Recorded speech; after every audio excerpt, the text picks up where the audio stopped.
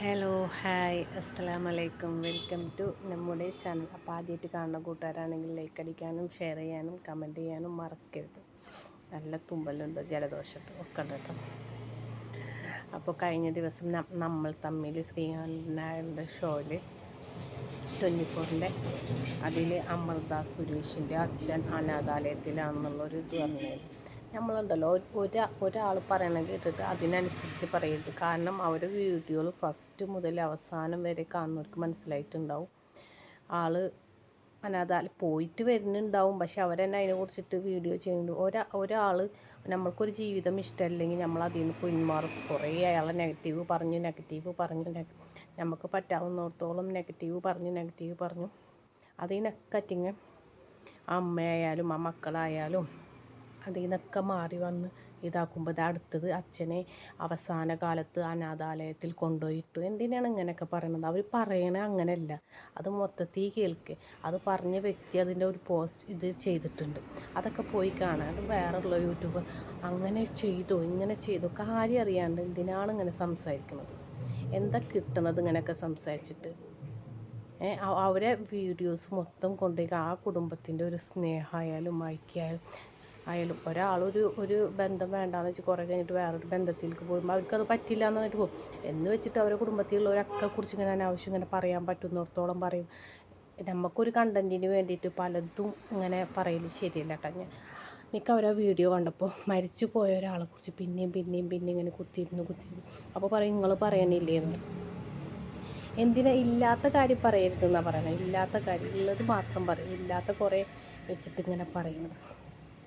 അവരെന്നെ അതിൻ്റെ വിശദീകരണം പറയുന്നുണ്ട്. എന്താണ് ഇനി അവരവിടെ കൊണ്ട് തള്ളിയോ എന്നൊക്കെ പറയാൻ വളരെയധികം എന്താ പറയാ സോഷ്യൽ മീഡിയയിലേക്ക് ഇട്ടു കൊടുക്കുന്ന പരിപാടിയാണ് രേണു താങ്കൾ ചെയ്തിട്ടുള്ളത് ഈ ഒരു കാര്യത്തില്. അതിനുശേഷം അതിനെ ബാക്കിയായിട്ട് ഈ പറഞ്ഞ വലിയൊരു സബ്ജക്റ്റായി ഒരുപാട് പേര് റിയാക്ഷൻസ് ചെയ്യാൻ തുടങ്ങി. അരിയണനൊക്കെ ചെയ്ത സംഭവം കണ്ടപ്പോൾ സത്യം പറഞ്ഞാൽ ഞങ്ങൾക്ക് ഭയങ്കര ഹേർട്ടായി. സോഷ്യൽ മീഡിയനെ ഒരുപാട് റെസ്പെക്ട് ചെയ്യുന്നതും വ്ളോഗേഴ്സിനെ ഒരുപാട് റെസ്പെക്ട് ചെയ്യുന്നതുമായിട്ടുള്ള ആളുകൾ തന്നെയാണ് ഞങ്ങൾ. പക്ഷെ ഒരു കുടുംബത്തിനെ വേദനിപ്പിക്കാൻ വേണ്ടിയിട്ട് ചെയ്യുന്നത് അത് ശരിയായിട്ടുള്ള ഒരു കാര്യമല്ല. പിന്നെ ഇനി ഇതിന്റെ പറയുന്നത് ഇത് ഇത്രയും വലിയ കാര്യങ്ങൾ ഒരു ഫാമിലിയെ പറ്റി പറയുമ്പോൾ 2-4 വാക്കുകൾ വെച്ചിട്ടല്ല നിങ്ങൾ ഒരു കാര്യം ജഡ്ജ് ചെയ്യേണ്ടതോ പറയേണ്ടതോ. നമ്മളൊരു ഫാക്ട് ചെക്ക് ചെയ്തിട്ട് എന്താണ് ഞാൻ ഈ പറയുന്ന കാര്യത്തിന് എന്തെങ്കിലും ഒരു ക്ലാരിറ്റി ഉണ്ടോ എന്ന് ഉറപ്പ് വരുത്തിയിട്ടാണ് ഇത്രയും മോശം കാര്യങ്ങളിലേക്ക് ആരെയാണെങ്കിലും ഒരു ഫാമിലി നല്ല ആരെയാണെങ്കിലും വലിച്ചിടാൻ പാടുള്ളൂ. ഇനി ഇതിന്റെ ഒരു ക്ലാരിഫിക്കേഷൻ പറയാം. ഞങ്ങളുടെ അച്ഛൻ വളരെ സോഷ്യലി ഇൻവോൾവ് ആയിട്ടുള്ള പല കമ്മ്യൂണുകളിലും പല ഓർഗനൈസേഷനുകളിലും ഇൻവോൾവ് ആയിട്ടുള്ള ഒരു ആളാണ്. സമയം മുതൽ ആശ്രമവും കാര്യങ്ങളും ഒക്കെ ആയിട്ടുള്ള ഒരു ഫാമിലിയാണ് നമ്മുടേത്. ഈ ചർച്ചയിൽ പറയുന്ന മിത്രകുലം എന്ന് പറയുന്ന ഈ കമ്മ്യൂണിന്റെ ഒരു ട്രസ്റ്റി കൂടെയാണ് ഞങ്ങളുടെ അച്ഛൻ. ഈ അച്ഛൻ എന്താ പറയാ ഈ മിത്രകുലത്തില് ഞാനും അഭിരാമിയും ഞങ്ങളുടെ അമ്മയും ഞങ്ങൾ എല്ലാവരും കൂടെ പലതവണ അവിടെ പോയിട്ടുണ്ട്. ഞങ്ങൾ അവിടെ അസോസിയേറ്റ് ചെയ്യുന്നതാണ്. അത് മാത്രമല്ല അച്ഛൻ ഇതേപോലെ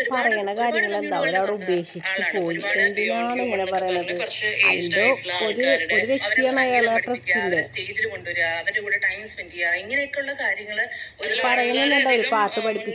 അച്ഛയുടെ ഒരു മെയിൻ ആയിട്ടുള്ള അച്ഛന് ഇഷ്ടപ്പെട്ടിരുന്ന ഒരു കാര്യമാണ് ചെയ്യാൻ. അപ്പൊ അതില് ഞങ്ങൾ ഒരിക്കലും അച്ഛയുടെ ഒരു തീരുമാനങ്ങളിലോ അല്ലെങ്കിൽ അച്ഛയുടെ ചോയ്സുകളോ ഒന്നിലും ഞങ്ങൾ കയറി ഇടപെട്ടിട്ട് ചേർന്ന് പറയുന്ന മക്കളും അല്ല.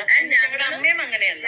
ഞങ്ങളെ കൊണ്ട് ആവുന്ന രീതിയിൽ അതിൽ ഇൻവോൾവ് ചെയ്യാൻ ശ്രമിക്കാറും ഈ എന്താ പറയാ ഈ അച്ഛയുടെ സുഹൃത്തുക്കളെയും അച്ഛയുടെ സർക്കിളുകളിലും പോകാനും അവരാളുകളെ കാണാനും ഞങ്ങളും പലപ്പോഴും ആയിട്ട് we are also involve in all the things that he does. അപ്പോ അനിൽ സാറ് അങ്കിള് ആ ഒരു ചർച്ചയിൽ പറഞ്ഞത് സുരേഷ് സാറ് അടക്കമുള്ള ഒരുപാട് ആളുകള് നമ്മളുടെ കമ്മ്യൂണിന്റെ ഭാഗമായിരുന്നു എന്നാണ് അതിനകത്ത് പറഞ്ഞിട്ടുള്ളത്.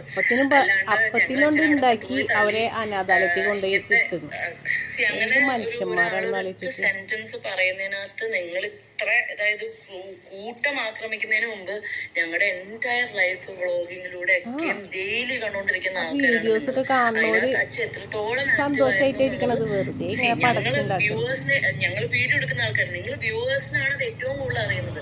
എന്നിട്ടും പെട്ടെന്ന് ഇത് കേട്ടപ്പോഴത്തേക്ക് ഇവൾമാർ അല്ലെങ്കിൽ ഇതാണ്. ആൻഡ് ഞങ്ങളെ പറയുന്നത് അറ്റ്ലീസ്റ്റ് ഞങ്ങൾ ശീലമായെന്ന് വേണമെങ്കിൽ പറയാം. പക്ഷെ അമ്മയെ പറയുന്ന ഒരു സാഹചര്യം വരുന്നത് അത് ഭയങ്കരമായിട്ട് എന്ന് വെച്ചാൽ ഞങ്ങളുടെ ഫാമിലിനെയും ഞങ്ങളുടെ എല്ലാവരെയും ഞങ്ങളുടെ വീട്ടിലുള്ള ഞങ്ങൾ 4 പേര് മാത്രമല്ലാത്ത വലിയ കുടുംബത്തിലുള്ള എല്ലാവർക്കും അത് ഭയങ്കര ഒരു വിഷമമുള്ള ഒരു കാര്യമായി. സഹോദരന്മാരാണെങ്കിലും എല്ലാവർക്കും ആണെങ്കിലും ഇങ്ങനെ ഒരു വാർത്ത കേൾക്കുമ്പോഴത്തേക്കും അത് ഭയങ്കര ഭയങ്കര എല്ലാവർക്കും ഹേർട്ട് ചെയ്യുന്ന ഒരു കാര്യമാണ്.